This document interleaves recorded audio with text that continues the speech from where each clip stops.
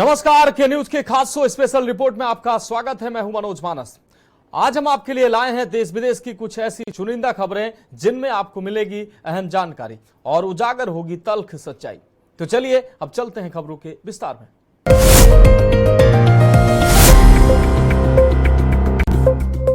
तो special report में पहली अहम रिपोर्ट की बात करते हैं। भारत बिम्स्टेक के 4 संस्थापक सदस्यों में से एक है जो सुरक्षा, ऊर्जा और आपदा प्रबंधन में क्षेत्रीय सहयोग का नेतृत्व करता है। बिम्स्टेक सचिवालय के बजट में सबसे बड़ा योगदानकर्ता यानी कि 32% योगदानकर्ता होने के नाते भारत 2 बिम्स्टेक केंद्रों की मेजबानी करता है। हमारी खास रिपोर्ट देखिए। क्या है बिम्स्टेक? भारत की भूमिका। 1990 के दशक में शीत युद्ध के अंत और सोवियत संघ के पतन के बाद दुनिया तेजी से बदली। ग्लोबलाइजेशन के दौर में देशों को आर्थिक गठबंधन बनाने पर मजबूर होना पड़ा। साउथ और साउथ ईस्ट एशिया के देशों में इस बात की जरूरत महसूस हुई। साउथ ईस्ट एशियाई देशों के पास आसियान संगठन था जो काफी हद तक सफल था, लेकिन इसमें भारत, बांग्लादेश और श्रीलंका जैसे पड़ोसी देशों को कोई जगह नहीं मिली। भारत और उसके पड़ोसी देशों के लिए कोई ऐसा मंच नहीं था जो आर्थिक सहयोग को मजबूती से आगे बढ़ा सके। थाईलैंड ने साल 1994 में बिम्स्टेक की स्थापना का विचार किया। थाईलैंड ने लुक वेस्ट पॉलिसी के तहत एक क्षेत्रीय ग्रुप के गठन का प्रस्ताव रखा था जो दक्षिण एशिया और दक्षिण पूर्व एशिया को जोड़ सके। भारत को भी अपने लुक ईस्ट पॉलिसी के तहत दक्षिण पूर्व एशिया के साथ अपने संबंध मजबूत करने थे। इसलिए भारत थाईलैंड की पहल पर 1997 में बिम्स्टेक का गठन हुआ। पीएम मोदी का यूपीआई से जुड़ने का प्रस्ताव। आपको बता दें कि बिम्स्टेक देशों में भारत का दबदबा बरकरार रहा। दरअसल थाईलैंड में 6वें बिम्स्टेक शिखर सम्मेलन में पीएम मोदी ने सदस्य देशों को यूपीआई से जुड़ने का प्रस्ताव दिया। उन्होंने कहा कि इससे क्षेत्र में व्यापार, कारोबार और पर्यटन को बढ़ावा मिल सकता है। इसके अलावा प्रधानमंत्री ने बिम्स्टेक चैम्बर ऑफ कॉमर्स की स्थापना करने, वार्षिक व्यापार शिखर सम्मेलन आयोजित करने और क्षेत्र में स्थानीय मुद्राओं में व्यापार को बढ़ावा देने की संभावनाएं तलाशने का भी प्रस्ताव रखा।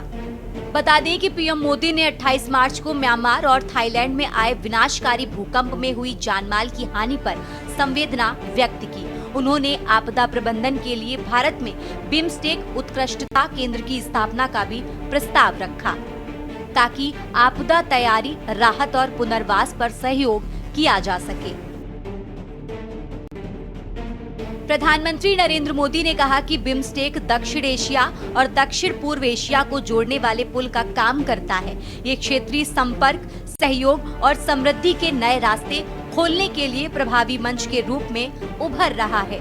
प्रधानमंत्री मोदी ने बिम्स्टेक समूह के दायरे और क्षमताओं को बढ़ाने की आवश्यकता पर बल दिया।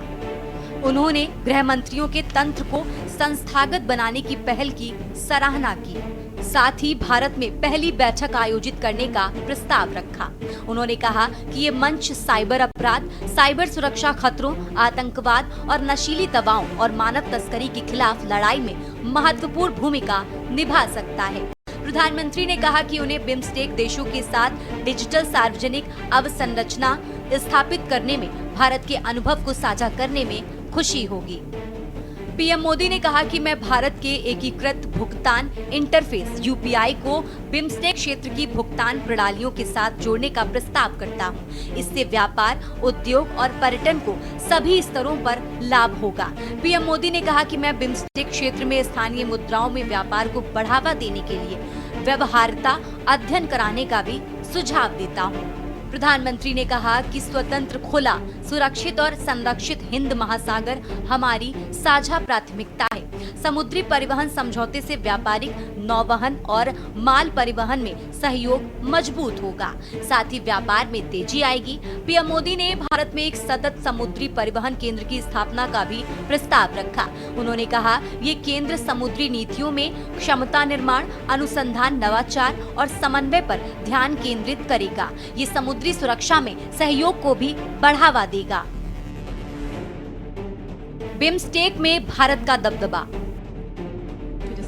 बिम्स्टेक देशों में भारत का दबदबा कायम है। ऐसा इसलिए क्योंकि इस समूह को पीएम मोदी की नीतियों और सोच ने बड़ा आकार दिया है। बिम्स्टेक समूह अपने एजेंडे को आगे बढ़ाने के लिए भारत के नेतृत्व पर निर्भर है। भारत के नेतृत्व में प्रधानमंत्री का पड़ोस पहले नीति, एक्ट ईस्ट नीति, महासागर विजन और इंडो पैसिफिक के लिए विजन पर ध्यान समूह को गतिशीलता प्रदान करता है। भारत ने बहुपक्षीय कार्य का व्यापक अनुभव रखने वाले राजनयिक इंद्रमणि पांडे को महासचिव नियुक्त किया है। भारत ने बिम्स्टेक सचिवालय को 1 मिलियन अमेरिकी डॉलर दिए हैं। इसके अलावा भारत के नेतृत्व में बिम्स्टेक का एजेंडा कई गुना फैला है। भागों में बांटा गया बिम्स्टेक कार्यक्षेत्र, हर देश को एक भाग का नेतृत्व। भारत को सुरक्षा क्षेत्र का नेतृत्व।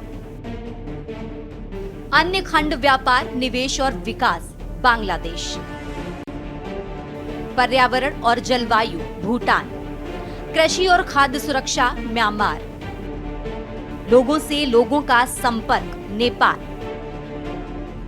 अंतरिक्ष और प्रौद्योगिकी और नवाचार श्रीलंका। Connectivity Thailand. मोहम्मद यूनुस से मोदी की मुलाकात अहम।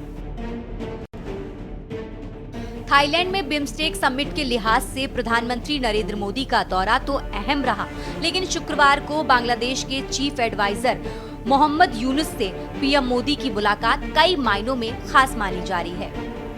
बता दें कि मोहम्मद यूनुस पर इस समय न केवल इंटरनेशनल दबाव है, बल्कि बांग्लादेश के अंदर से भी उनके खिलाफ आवाज उठनी शुरू हो गई है।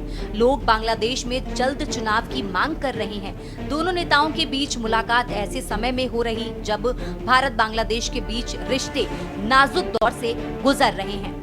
बहरहाल दोनों नेताओं ने थाईलैंड में बिम्स्टेक समिट की साइडलाइन में ये मुलाकात की। बांग्लादेश में पिछले साल अगस्त में हुए तख्ता पलट के बाद पीएम मोदी पहली बार यूनुस से मिले। इससे पहले गुरुवार रात बिम्स्टेक डिनर में दोनों नेता एक साथ दिखाई दिए थे। बांग्लादेश के विदेश मंत्रालय ने पहले ही दोनों नेताओं के बीच मुलाकात होने का दावा किया था।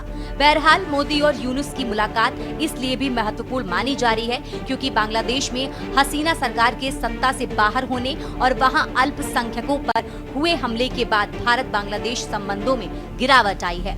बता दें कि हाल ही में यूनुस ने चीन का दौरा किया था और वहां दिए गए उनके कुछ बयान पूर्वोत्तर क्षेत्र को लेकर भारत के लिए असहज करने वाले हैं। जाहिर तौर पर माना जा रहा है कि मुलाकात के दौरान पीएम मोदी ने यूनुस की इस बात पर खबर जरूर ली होगी। आपको बता दें कि पीएम मोदी ने बिम्स्टेक देशों की 6वीं समिट में हिस्सा लिया। इस दौरान थाईलैंड के प्रधानमंत्री शिनवात्रा ने उनका स्वागत किया। इससे पहले उन्होंने म्यांमार के मिलिट्री लीडर जनरल मिन आंग से मुलाकात की। इस दौरान पीएम मोदी ने म्यांमार में भूकंप की वजह से मारे गए लोगों के प्रति संवेदना व्यक्त की। साथ ही कहा कि भारत म्यांमार की मदद के लिए हर संभव प्रयास कर रहा है। सार्क को छोड़ बिम्स्टेक की तरफ क्यों बढ़ा भारत?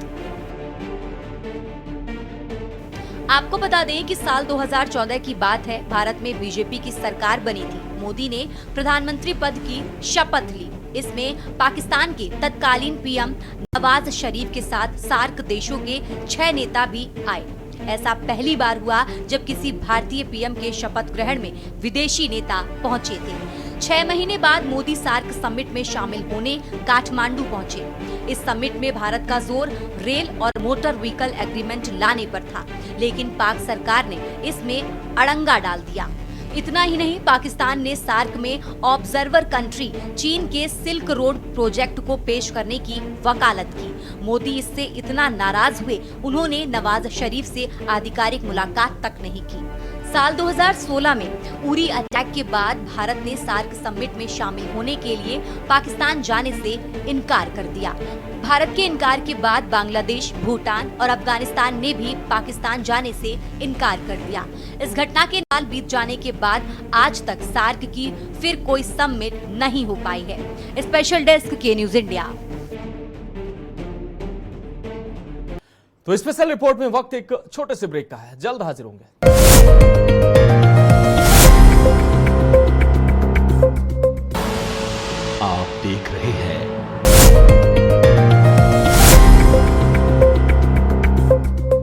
तो स्पेशल रिपोर्ट में अगली हम रिपोर्ट की बात करते हैं।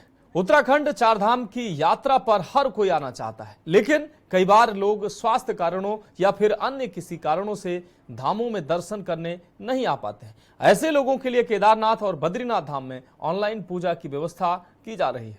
लिहाजा इच्छुक श्रद्धालु अपने नाम से इन दोनों धामों में पूजा अर्चना करवा सकते हैं। आखिर इस ऑनलाइन पूजा में क्या कुछ रहता है, कितनी तरह की पूजा कराई जाती है, इस खास रिपोर्ट में देखिए। कब खुलेंगे धामों के कपाट? 30 अप्रैल को अक्षय तृतीया के दिन गंगोत्री और यमुनोत्री धाम के कपाट खोल दिए जाएंगे। इसके साथ चार धाम यात्रा का आगाज हो जाएगा। 2 मई को बाबा केदारनाथ, 4 मई को बद्री विशाल के कपाट खोले जाएंगे।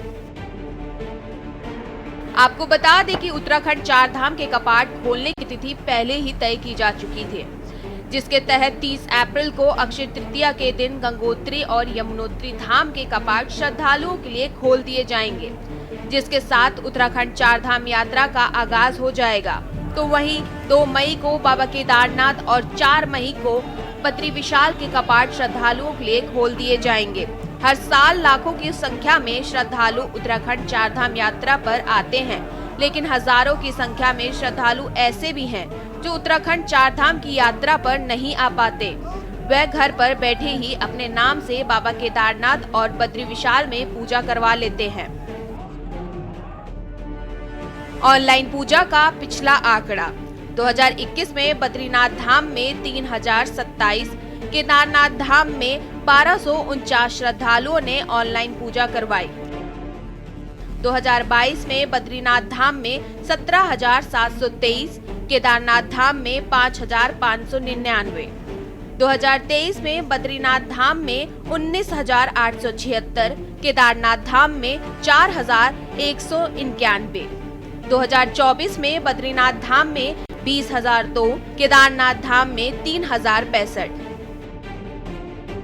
ऑनलाइन पूजा के लिए देना होगा इतना शुल्क: कपूर आरती के लिए 201 रुपए, चांदी आरती के लिए 401 रुपए, स्वर्ण आरती के लिए 501 रुपए, वेद पाठ के लिए 2500 रुपए, गीता पाठ के लिए 2500 रुपए, अभिषेक पूजा के लिए 3500 रुपए, महाअभिषेक पूजा के लिए 4800 रुपए, केदारनाथ में महाअभिषेक पूजा के लिए 5500 रुपए, स्पेशल पूजा के लिए 12,000 रुपए, श्रीमद् भागवत पाठ के लिए 51,000 रुपए।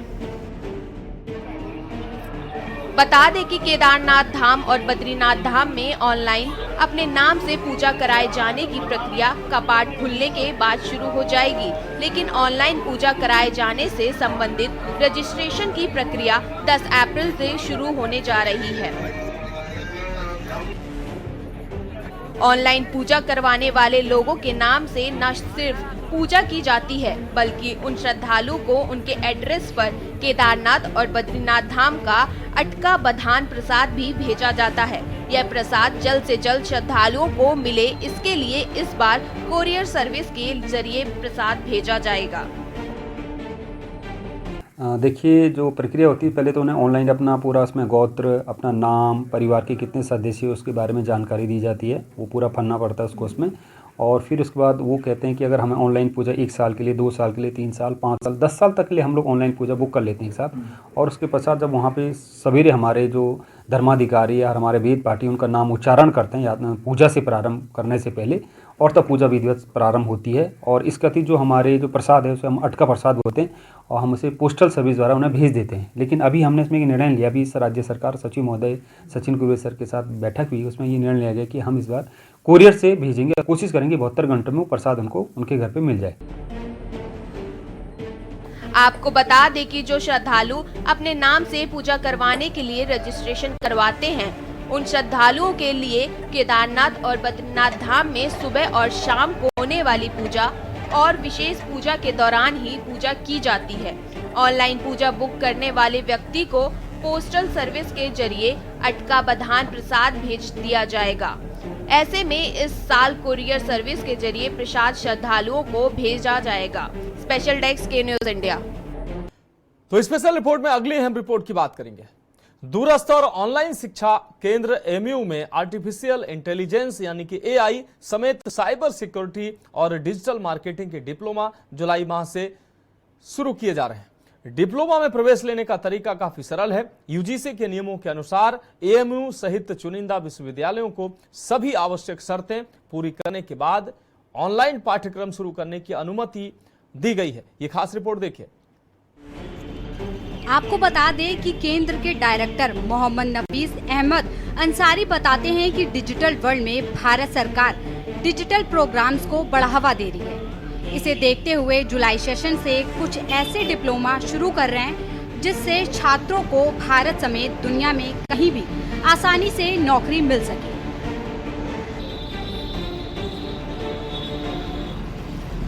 अब ये मालूम है कि अलीगढ़ मुस्लिम यूनिवर्सिटी में डिस्टेंस प्रोग्राम्स भी चलते हैं। जिस डिस्टेंस प्रोग्राम्स के अपने यूनिवर्सिटी के जो ऑर्डिनेंसेस में इसके बारे में भी मेंशन किया हुआ है, इसके अपने बोर्ड ऑफ मैनेजमेंट हैं और डिस्टेंस एजुकेशन को यूजीसी अपने कोर्सेज जो हम अप्लाई करते हैं उसे रिकॉग्नाइज करती है और उस कोर्सेज को ही हम लोग चलाते हैं। तो हमारी यूनिवर्सिटी पूरी तरह इस बात की कोशिश करती है कि जिसका अप्रूवल हमें यूजीसी से मिले हम उसी कोर्स को चलाएं। अब आज जो हम लोग यहाँ पर डिस्कस कर रहे हैं इसमें हम लोगों की प्लानिंग अब चल रही है कि जुलाई जो सेशन चलेगा उस सेशन में हम अपने डिस्टेंस एजुकेशन को और आगे बढ़ाएं, अच्छे अच्छे कोर्सेज लाएं जिससे कि ज़्यादा से ज़्यादा जो स्टूडेंट्स हैं या फिर वो लोग जो जॉब में हैं उनसे इनको फ़ायदा हो। अभी हमने ये प्लान किया है कि जुलाई में जो हमारा सेशन शुरू होगा वो जुलाई के सेशन में हम यहाँ पर 18 कोर्सेज ऐसे हैं जो डिस्टेंस मोड पर चलाएंगे और उसके बाद हमारे ऑनलाइन कोर्सेज हैं जो हम लोग चला रहे हैं, वो 14 ऑनलाइन कोर्सेज हैं उसको हम लोग लर्न करेंगे। इसका मतलब ये हुआ कि हमारा जो जुलाई सेशन है उस सेशन में हमारे डिप्लोमा और डिग्री प्रोग्राम्स और पीजी प्रोग्राम्स सब एक साथ और एक अच्छे तादाद में अच्छे कोर्सेज के साथ शुरू होंगे। आपको ये बताना हम जरूरी समझते हैं कि आज के डे हम लोग जो डिजिटल वर्ल्ड कहते हैं, डिजिटल ईयर कहते हैं और गवर्नमेंट ऑफ इंडिया जो डिजिटल प्रोग्राम्स को ज़्यादा एम्फेसिस करती है, उन सब चीज़ों को देखते हुए कि इसमें ज़्यादातर लोगों के जॉब अपॉर्चुनिटीज़ हैं, तो हम लोग ने इस बार ट्राई किया है कि हम लोग डिप्लोमा कोर्सेज डिजिटल लेवल पे शुरू करें जिससे कि लोगों को जॉब मिल पाए। 2 बहुत इंपॉर्टेंट कोर्सेज हम इस बार इंट्रोड्यूस करने जा रहे हैं। एक वो कोर्स है जिसको हम लोग आर्टिफिशियल इंटेलिजेंस कहते हैं। आप ये जानते हैं आज के जो है पूरा वर्ल्ड इसके लिए काम कर रहा है, इसलिए हमें भी जरूरत है कि हमें भी उसमें काम करना है और अपने बच्चों को ट्रेन करना है। हमारे बच्चे आर्टिफिशियल इंटेलिजेंस में अगर ट्रेन हो जाएंगे तो दुनिया किसी कोने में उसकी जगह मिल सकती है, जॉब मिल सकती है। हम इस आर्टिफिशियल इंटेलिजेंस में हम बच्चों को सिखाएंगे कि कैसे डिजिटल लॉजिक होते हैं, कैसे कंप्यूटर आर्किटेक्चर्स होते हैं, कैसे मशीन लर्निंग होते हैं, डिफरेंट जो लैंग्वेजेस होते हैं, उन सब चीज़ों से उनको इक्विप करेंगे कि आज के मॉडर्न जितना एडवांसमेंट टेक्नोलॉजी में है उस पर उनकी पकड़ हो, उनकी एक पहचान हो और वो अच्छे से जॉब ले पाएं। इसके साथ साथ हमारी यूनिवर्सिटी पूरी कोशिश करती है कि हमारे पास जो स्टूडेंट्स आते हैं, मुझे या तो मिडिल क्लास के फैमिली होते हैं या रूरल बैकग्राउंड से होते हैं, तो हमारी कोशिश होती है कि हमारे फीस स्ट्रक्चर भी हम बहुत कम रखें। आपको ये जान के हैरानी होगी कि ये कोर्स आर्टिफिशियल इंटेलिजेंस जिससे लाखों रुपया दूसरे प्राइवेट यूनिवर्सिटी से लेती है, हम कुल 14,000 में हम इस प्रोग्राम्स को चला रहे हैं, शुरू करने जा रहे हैं। और इस प्रोग्राम्स की पॉपुलैरिटी इतनी है कि अभी जुलाई सेशन में शुरू होने जा रहा है। अभी से इतनी क्यूरीज आ रहे हैं इसके बारे में, हमें पूरी उम्मीद है कि आने वाले दिनों में ये कोर्स बच्चों को ज़्यादा से ज़्यादा जॉब दिलाने में कोशिश करेगी। इसके साथ साथ एक और चीज़ बहुत आजकल पॉपुलर है और बहुत ज़्यादा लोग परेशान है, साइबर सिक्योरिटी के लिए। इस साल हम लोग इस कोर्स को भी शुरू करने जा रहे हैं कि साइबर सिक्योरिटी के जो एक डिप्लोमा कोर्स है उसे हम शुरू करेंगे। कैसे बच्चे इससे डाटाबेस मैनेजमेंट है उसको देखें, उसको कंट्रोल करें, उसके सिस्टम करें। लोग डाटा तो ले लेते हैं, अपने पास लेने के बाद वो लीक हो जाता है, लोग इस्तेमाल करते हैं, आपके पास फोन आते हैं उस आदमी के आते हैं जिसे आप जानते नहीं हैं। तो इन सब चीज़ों के लिए कैसे कंट्रोल किया जाए, जहां पर सिक्योरिटी थ्रेट है कैसे उसको अपने तरीके से मैनेज किया जाए, उसके लिए भी हम एक डिप्लोमा कोर्स शुरू कर रहे हैं जिसे डिप्लोमा साइबर सिक्योरिटी है। इसमें भी हमने बहुत मिनिमम फीस रखा है जो कुल 14,000 का फीस है। और एक बात बताते हुए हमें बहुत खुशी हो रही है, आपको जानकर होगा कि इस बार डिस्टेंस एजुकेशन मैनेजमेंट कोर्स भी शुरू करने जा रही है। इस बार हमारे पास MBA कोर्स के लिए 180 सीट का अप्रूवल यूजीसी ने दिया। ये बड़ा अचीवमेंट है डिस्टेंस एजुकेशन का, जो जुलाई सेशन से हम शुरू करेंगे और इसमें भी हमारी फीस बहुत मिनिमम होंगी।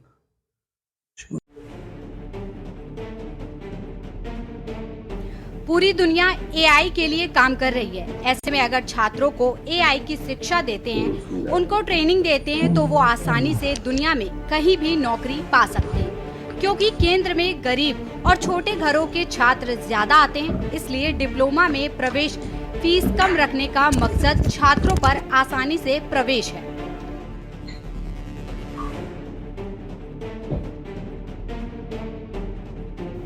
एआई डिप्लोमा की प्रवेश प्रक्रिया। किसी भी सब्जेक्ट्स में किसी भी यूनिवर्सिटी से ग्रेजुएशन की डिग्री होना जरूरी। डिप्लोमा 1 साल का कोर्स है। डिप्लोमा का कोर्स मटेरियल अंग्रेजी भाषा में होगा। परीक्षा अंग्रेजी भाषा में ही होगी। डिप्लोमा की फीस 14,000 रुपए है।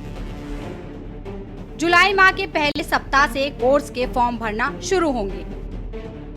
डिप्लोमा ऑफलाइन होगा। डिप्लोमा में मेरिट बेस पर होगा।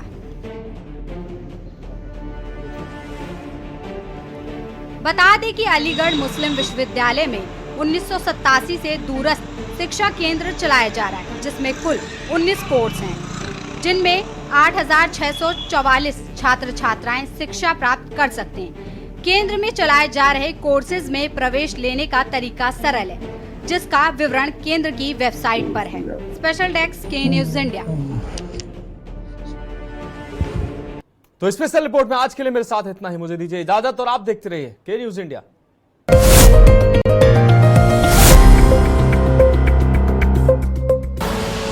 आप देख रहे हैं के न्यूज, खबरों का सार।